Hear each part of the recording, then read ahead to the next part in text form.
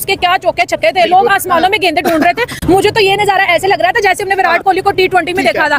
आपको याद है कुछ टाइम पहले गौतम गंभीर ने संजू सैमसन के लिए कहा था कि भैया अगर संजू इंडिया को रिप्रेजेंट नहीं करता है तो वो इंडिया का लॉस है, संजू का लॉस नहीं। आज एक बार फिर से संजू ने 42 बॉल में शतक लगाकर प्रूव कर दिया कि भैया लॉस एक्चुअली में इंडिया का होगा अगर आपने एशिया कप में संजू को नहीं खिलाया। एक चीज मैंने आज समझनी है कि इंडिया के जो प्लेयर्स हैं, जो नए प्लेयर्स आते हैं, उसमें क्या ऐसी खासियत है कि जो भी नया प्लेयर आता है वो रन करने लग जाता है। काफी अरसे से उस लड़के ने सब्र किया, रुका रहा और उस लड़के के अंदर कुछ बहुत ही खूबसूरत उसकी आदतें हैं, वो मुझे बहुत पसंद है कुछ वजूहात की वजह से। क्रिकेटर नो डाउट, लेकिन एज ए इंसान भी वो भी इंपॉर्टेंट चीज़ है, मैं समझता हूँ। तो उसने सब्र किया, उसने अपनी मेहनत को कंटिन्यू किया, उसने इंतजार किया कि जब उसकी बारी आएगी वो करेगा। वो लड़का दिन रात मेहनत करता है। आज तो वेशी बन चुका था, जिस तरीके से संजू सैमसन भाई क्या खा के भेड़िया बन गया था, आज हिरणों के ऊपर उसने जाके शिकार कर दिया। हम यहाँ पर राह देख रहे हैं बाबर आजम के कमबैक की, लेकिन संजू सैमसन ने कमबैक किया और ऐसा किया कि दुनिया हिला के रख दी। आज पूरी दुनिया कायल है संजू सैमसन की, जैसे उसने सेंचुरी की है। Absolutely one of the greatest inning in the history. ऐसी कुटाई, ऐसी धुलाई, एब्सोल्यूट कार्नेज, तबाही, एब्सोल्यूट तबाही। और ये बेसिकली वो कह रहे हैं कि ये संजू सैमसन ने सेंचुरी नहीं मारी, thank you, happy birthday, happy जिसे कहते हैं वेडिंग, हैप्पी एनिवर्सरी, हैप्पी सब कुछ रिटर्न बैक किया है सिलेक्टर्स को कि उन्होंने संजू सैमसन के ऊपर कॉन्फिडेंस रखा और उसको ड्रॉप नहीं किया एशिया कप से। ये क्रिकेट फैंस का ये मानना है। संजू सैमसन एरीज कोलम सेलर्स इनके अगेंस्ट मैच था सर, 16 बॉलों पावर प्ले में खेल रहा था, तब इसने पावर प्ले में 24 बॉल खेली। मतलब पावर प्ले में 6 ओवर होता है, मतलब 36 बॉल्स होती हैं, उसमें 24 बॉल संजू ने खेली और उस 24 बॉल में 77 रन लगा दिए। मतलब लगभग 4 ओवर में, हर ओवर में 20 रन ठोकना। अब 24 में 80, 4 में 80, आप समझ लो कि हर ओवर में 20 रन, तो 4 ओवर में इन्होंने 77 रन लगा दिए। तो आप ये भी नहीं कह सकते हो कि यार half of the power play Sanju खेल गया। आप तो चाहोगे कि भाई पूरा पावर प्ले संजू खेल जाए अगर वो इस तरह से खेल रहा होगा। One of the greatest history, one of the greatest 100 है इस वजह से क्योंकि एक ऐसा प्लेयर जिसको टीम से जस्ट ड्रॉप करने की बात हो रही हो, जिसके ऊपर मजाक उड़ाया जा रहा था, जिसके ऊपर लोग हंस रहे थे कि भाई ये क्या है, इसको क्यों चांसेस दिए जा रहे हैं, ये कौन से जस्टिस की बात हो रही है, क्या हो रहा है। उस संजू सैमसन ने आज यहां पर ऐसे ऐसे शॉट्स लगाए हैं, ऐसी ऐसी बारियां खेली हैं कि दुनिया हिला दी, पूरी दुनिया हिला दी उस बंदे ने। कभी वो बंदा 4 बॉलों में 4 चौके मार रहा है, कभी वो बंदा 1 ओवर में 5-5 छक्के मार रहा है, 5 बॉलों में 5 छक्के मार रहा है। This is what need. दोस्तों, आज मैं संजू सैमसन की तारीफों के पुल बांधने वाला हूं क्योंकि उन्होंने तारीख की सबसे खूबसूरत तरीन इनिंग्स खेली है। Absolutely stunner, Sanju Samson, greatest comeback in the history of cricket। भाई संजू सैमसन ने यहाँ पर दुनिया हिला दी और पाकिस्तानी फैंस को ये समझ जाना चाहिए कि एक बंदे के अंदर टैलेंट होता है, एक बंदे के अंदर अगर जज्बा होता है तो वो हर वक्त आगे कमबैक कर सकता है। जो क्रिकेट मैंने देखी है इंडिया की तरफ से बहुत ही रूथलेस है, I mean like really ruthless. Sanju Samson के लिए ना अब हर मौके के ऊपर चौका लगाना बड़ा जरूरी है और पहला चौका जो है संजू सैमसन ने लगा दिया। 42 बॉल 100 मारा है, 42 बॉलों के ऊपर 100 मारा है केरला क्रिकेट लीग में। संजू सैमसन की बात कर दी है संजू ने। अब कौन साइडलाइन करेगा इसको? कोई भी नहीं करेगा। क्या गिल आके करेगा? क्या जायसवाल आके करेगा? नहीं। अब इनमें से किसी एक को वेट करना पड़ेगा क्योंकि इसने वो परफॉर्मेंस दिखा दी, अपनी जगह सिमट कर ली, उसने ऐसी परफॉर्मेंस दिखाई है यार।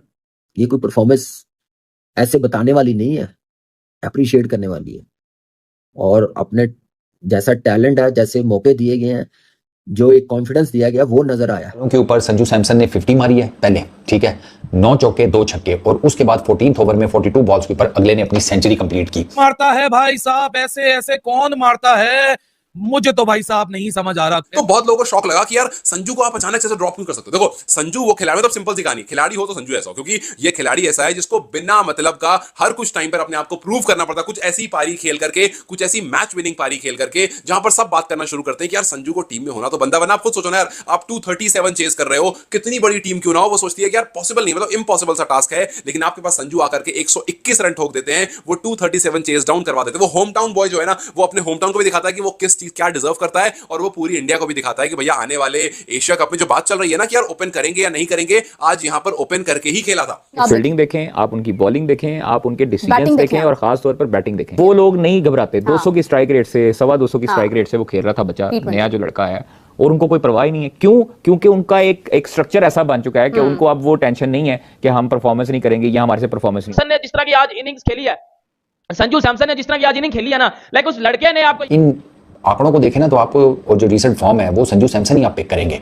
जो कि जब संजू ने अपना शतक कंप्लीट करा उस टाइम पर रिक्वायर्ड रन रेट था 12 का, हर ओवर में 12, और करंट रन रेट चल रहा था 11.4 का। सो उन्होंने गिरने नहीं दिया, हालांकि दूसरे एंड से विकेट लगातार गिर रही थी, बट संजू अपने एंड से उस काम को बरकरार रखते रहे, और that is why eventually match जो है वो कोची की टीम जीत गई।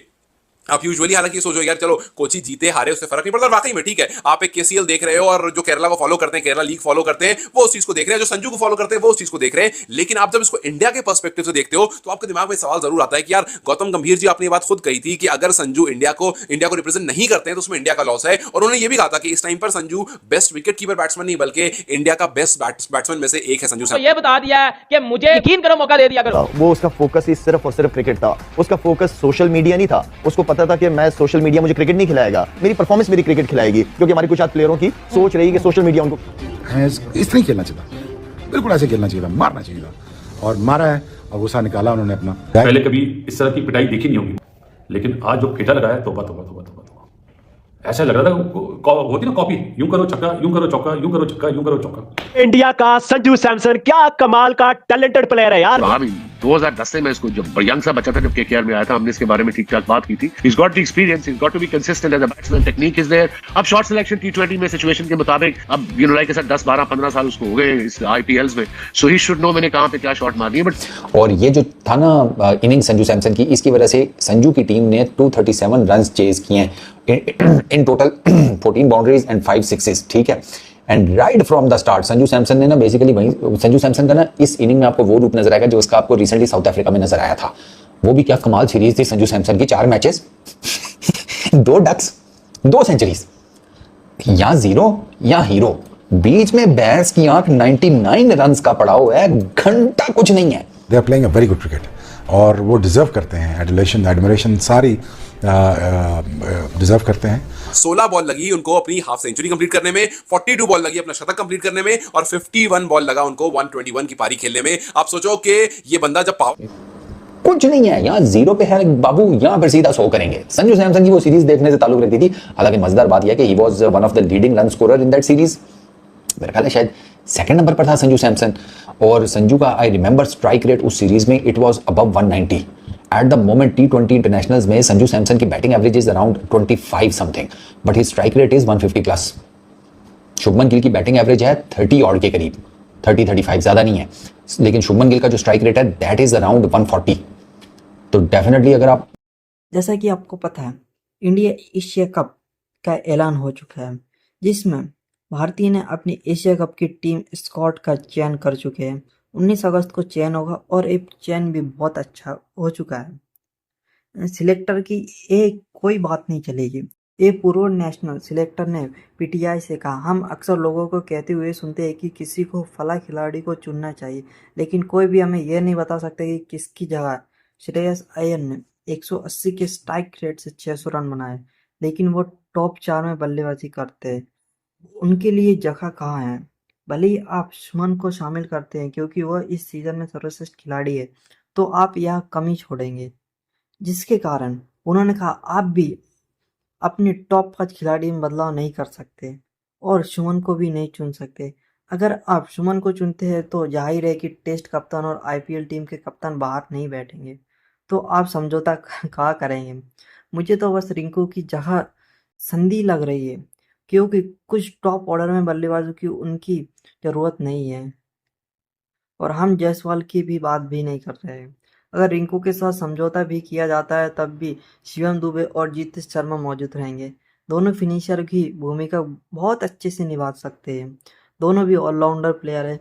जीतेश जहाँ विकेट कीपिंग कर सकते हैं तो वह दुबे ज़रूरत पड़ने पर गेंदबाजी भी कर सकते हैं। ये दोनों में बहुत अच्छा राज है, और शिवम दुबे की गेंदबाजी भाई बहुत अच्छी रहती है भाई। जिस तरह से वो गेंदबाजी करते हैं ना भाई, पाकिस्तान के तो खुश उड़ जाते हैं।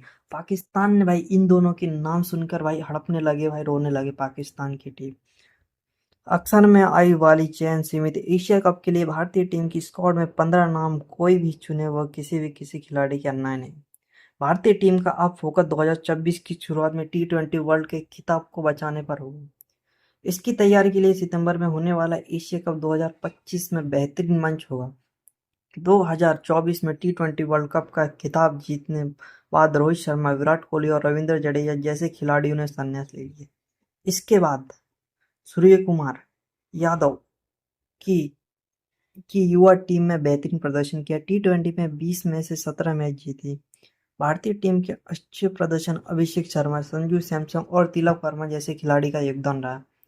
अब जब एशिया कप नज़दीक आ चुका है तो सुमन गिल, यशस्वी जायसवाल और श्रेयस अय्यर की भारतीय टीम में वापसी की बात हो रही है।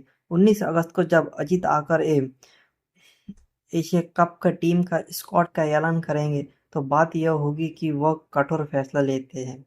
और गिल, यशस्वी और जायसवाल जैसे खिलाड़ी को नज़रअंदाज कर दिया तो फिर तिलक वर्मा, रिंकू सिंह और शुभम जैसे खिलाड़ियों की बलि दे सकते हैं।